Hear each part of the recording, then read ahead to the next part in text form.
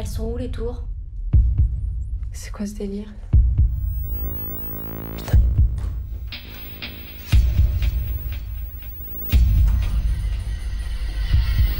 Vous avez du réseau? Il n'y a plus de téléphone, il n'y a plus de télé, il n'y a plus rien. C'est quoi là? Elle est où la canette là? Y'a quoi en bas? Y'a rien, putain! Comment ça, y'a rien? Y'a quoi en bas?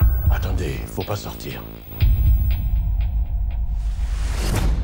Bienvenue à Gérardmer, on est avec Brice. Comment ça va Brice? Ça va toujours, et toi Arthur? Bah écoute, parfaitement. Alors cette fois-ci, on poursuit avec un film français de Guillaume Niclou, et il s'agit de La Tour. Notre dernière projection d'hier. Hein. Exactement. Dernière projection qu'on a beaucoup appréciée tous les deux. Ouais, même, bonne pioche. S'il s'agit très probablement d'un film, on va dire, épidermique. Ça va diviser. Voilà, parce qu'il s'inscrit clairement dans la ligne de ces films un peu trash qui vont un peu supprimer les règles de notre société avec le fantastique, puisqu'en fait on est dans une cité et du jour au lendemain, eh bien, les gens vont réaliser que cette cité, cette barre d'immeubles, est en fait entourée d'un brouillard parfaitement opaque. Le néant. Le néant total, duquel on ne peut pas sortir et duquel on déconseille d'essayer d'y mettre un pied. Ah oui. Très mauvaise idée, puisqu'on finit un peu haché menu. Alors, c'est un concept simple que moi j'apprécie de départ. On retrouve ça dans des films un peu comme Dernier Train. Snowpiercer, pardon, j'avais le Dernier Train pour Busan. Snowpiercer, ou également The Platform. Des films où on va décider de mettre en fait l'humanité confinée, par exemple, dans un train ou dans une barre d'immeuble avec une plateforme qui descend, cette fois-ci, pour ce film qui était particulièrement trash. Ouais, sur Netflix, pour ceux qui l'ont pas vu, on vous le conseille. Très bon film. Et confronté à un environnement confiné, l'humanité redécouvre sa bestialité, je pense qu'on peut le dire un petit peu comme ça. Et donc moi j'ai bien aimé le fait qu'en fait le film il commence sur un ton assez rigolard, hein, presque. C'est ça, un peu cliché, il se joue des clichés un petit peu sur la cité, très volontairement, et il touche juste d'ailleurs je trouve, avant finalement de devenir de plus en plus angoissant. Et ultra pessimiste. On croirait presque être dans un clip de The Antwoord au départ. Ils oui, sont tous habillés, tu sais, oui. Ils sont très typés. Il y a les blancs, il y a les noirs, il y a les arabes qui s'apprécient pas tous entre eux, hein, évidemment. Il y a les gros fachos aussi. Et t'en as ceux qui jouent à la PlayStation toute la journée aussi. Et puis du coup, quand on leur annonce, c'est un peu regarde, ouvre la fenêtre. Quoi, ouvre la fenêtre? Enfin, c'est quoi? Enfin, il jette son PC par la fenêtre, il apparaît pas, oui. Il disparaît. C'est rigolo d'ailleurs. Ouais. Et très vite, le film va pratiquer l'ellipse temporelle. Un peu trop d'ailleurs, mais ça j'y reviendrai. Peut-être un peu trop. Passer de 5 mois à bien plus ensuite. Ouais.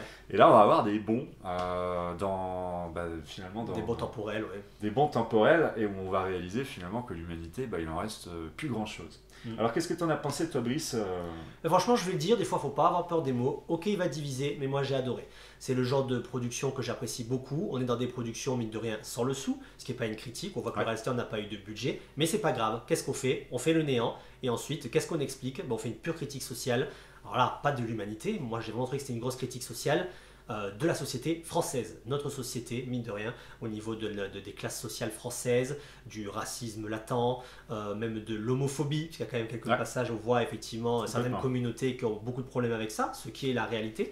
Et le réalisateur tape juste, peut-être pas tout le temps, mais globalement souvent. Moi, la seule petite critique que j'ai, c'est justement ces ellipses temporelles, elles sont pratiques, parce qu'elles permettent de monter de plus en plus dans l'horreur. Voilà.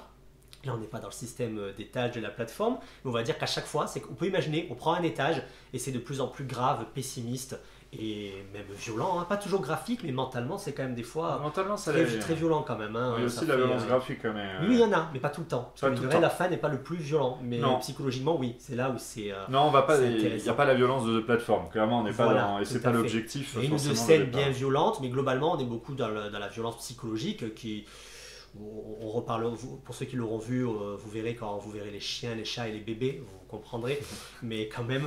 Mais après, voilà, ces ellipses, moi j'ai eu l'impression que c'est comme si ça manquait un tout petit peu des fois de scénario, qui pourtant est très très dense, et des fois pour en fait, comme on n'a pas forcément ni l'argent pour montrer certaines scènes qui auraient pu être vraiment très violentes ou autres, ça va pas toujours au bout du coup de certaines séquences, donc il y a hop l'ellipse qui passe à autre chose. Parti pris facile parfois. Voilà, parti pris facile certes, qui est sûrement dû à un manque d'argent comme j'ai dit, mais peut-être aussi à un petit manque d'écriture, alors que je le dis, je le répète, c'est très très dense, puisque finalement chaque ellipse, on pourrait avoir quasiment des courts-métrages à chaque fois. c'est un peu ça, qui Complètement. va dans des autres directions qui sont très intéressantes, même si voilà, les personnages apparaissent et disparaissent un peu au gré des ellipses, puisque des fois certaines disparaissent du jour au lendemain sans forcément qu'on voie vraiment ce qui s'est passé. C'est vrai. Voilà, donc c'est juste des petits détails, c'est un parti pris. Ça, voilà, c'est pas une grosse critique parce que comme je le dis, j'ai adoré, mais bon, ça mérite d'être dit, ça aurait peut-être mérité quelques petits fignolages du côté scénaristique, mais bon, ça vaut le coup, c'est quand même un film intense, radical, qui va marquer. Et pour petite remarque en passant, ça m'a fait penser à The Mist. C'est un peu un The Mist, voilà. On va pas trop parler des créatures extérieures et tout parce que là, bon, allez, je vous spoil, tant pis, mais il y en a pas, c'est pas le but. Là, c'est vraiment le néant, critique sociale, et on est sur dans toutes les scènes en fait qu'il y a dans le centre commercial dans The Mist, eh ben, c'est ça, mais dans une tour de banlieue, voilà. Et en version un peu XXL parce que ça va quand même beaucoup plus loin dans les violences entre les hommes et les femmes. C'est quoi, c'est l'homme est un loup pour l'homme, C'est ça, c'est exactement Thomas ça. Hobbes, c'est littéralement ça. On reste dans le cadre aussi d'un huis clos. Ou ce que je trouve qui est vraiment intéressant, c'est que ils n'en sortiront pas de la barre d'immeuble. C'est qu'il n'y a absolument déjà aucune espérance. Il n'y a aucune échappatoire, on le sait, il n'y a pas d'espérance. Et en plus, il n'y a aucune idée qui est recyclée aussi. C'est ce que j'ai trouvé franchement très chouette. Oui, où chaque segment est quasiment un court-métrage comme je disais. Complètement. Il n'y a aucune idée où on va se dire, ah bah tiens, elle a été recyclée. Et c'est assez imprévisible. C'est vrai que quand on va voir la réunion, très vite, quand la bestialité s'installe, quand ils vont très vite comprendre qu'il va y avoir des manques de nourriture, des manques de provisions, des manques de tout, probablement même des manques aussi de relations humaines, voire sexuelles aussi, bah, s'installe une organisation petit à petit. Ça n'a pas la finesse forcément effectivement d'un Snowpiercer comme on le disait, non, c'est sûr, qui est tiré d'ailleurs d'une BD qui est particulièrement riche et nourrie, mais ça reste, moi je trouve, une proposition radicale. Comme il en faudrait plus en France. C'est vraiment couillu et chapeau au réalisateur de l'avoir fait. Et après, je voulais aussi rebondir sur quelque chose. Les personnages, ils sont toujours en mouvement. En fait, ils sont bloqués, mais ils sont toujours en mouvement. Le film monte, descend, une tour, donc il y a des escaliers, et tout le monde est en perpétuel mouvement, comme cette rage de vivre à tout prix. Alors nous, on a discuté, je sais pas si au bout de quelques mois, tu as vraiment envie de vivre dans ces situations, mais encore là, ça se discute. Aussi. Mais il reste en mouvement permanent. Cette rage de vivre, on la voit vraiment dans le film, on la ressent. Et voilà, vivre à tout prix, rester en mouvement, alors que finalement, sorti de son appart et de l'escalier finalement des communs, il n'y a absolument plus rien, plus d'espoir. Le monde n'existe plus, ou alors peut-être que si dans d'autres barres d'immeubles ou dans des maisons, il n'y a pas la PlayStation. Il n'y a pas la fibre. C'est un vrai problème pour les jeunes. Au début, ils n'ont plus Internet, ça les perturbe. Mais c'est logique, si c'est arrivé, je pense que ça serait la même chose. Peut-être pour rebondir aussi sur ce que tu dis, je trouve qu'il y a des gens qui disaient que c'est des choses qu'on avait peut-être déjà vues ailleurs.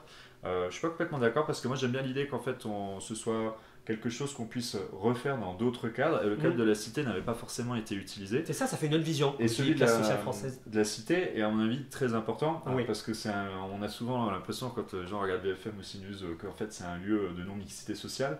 Alors oui, il peut y avoir du communautarisme, mais c'est aussi un lieu de profond différentes strates de population, de toutes origines, de tout milieu, parce qu'on retrouve aussi des gens avec, entre guillemets, un niveau de vie plus élevé aussi, que certains. Il n'y a pas que, on va dire, les prolos de certaines classes, c'est quand même assez, on voit cette confrontation. Et il y a de tout. Et donc je trouve que ça marche très bien, on vous le recommande, je pense. Oui, on vous le recommande chaudement. Et puis nous, on va continuer, comme d'habitude, nos aventures à Gérardmer. Allez, à bientôt sur Mag.